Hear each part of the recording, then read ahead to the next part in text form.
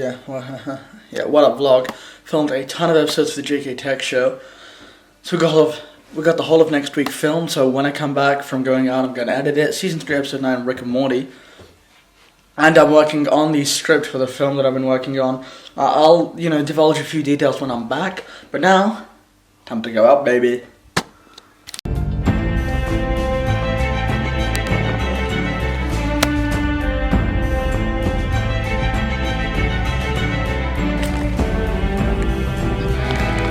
You don't need a real legit camera or beautiful location to take in sick shots. I'm using like an entry-level DSLR, and it just takes the vision and the skill. That's pretty much all you require to take a nice photo. So basically over time you start developing something I like to call photographer's sight, something I like to call photo vision or photographer's sight, whatever you like to call it. Basically, you see something, you're able to interpret what it would look like in a sort of nice, pretty, stylized photo. That was what I did there. Took that photo, gonna take it into Visco, filter it out and post it on social media. That's kind of the workflow that I go through when I take photos. Unless it's sort of a planned photo session, we go there, still use the photo vision thing there. It's very, very helpful. I didn't mention where we're going. I have no idea. That looks real legit. I'm also taking risks as part of it. For example, stepping into the middle of the road when you see something that's beautiful and you take a photo like this or that. Real nice shots. All the products of risk and the stuff that I discussed before. In scenarios like this, it's where I like to take the aperture, sort of make it much darker, and then... Okay, this area was the prime location. Like, I came, I saw, and I took the photo. It was pure legitness, that one. Just take a look at it. And where the hell has my mom gone? Time to chase.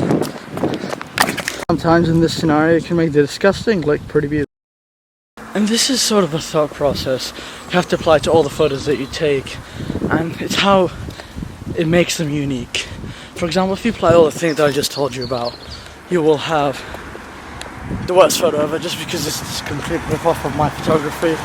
Now, you take some of the ideas I have, develop your own weird knickknacks that you want to put in them, and then that becomes your own style. That is a very vital part of taking the photo. Always look for textures. Rocks, wood, whatever. Textures are vital. Colors, very, very important.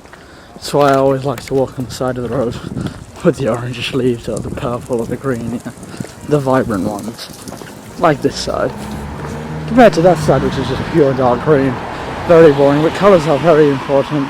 You oversaturate it in an editing software, you got a kapowish photo.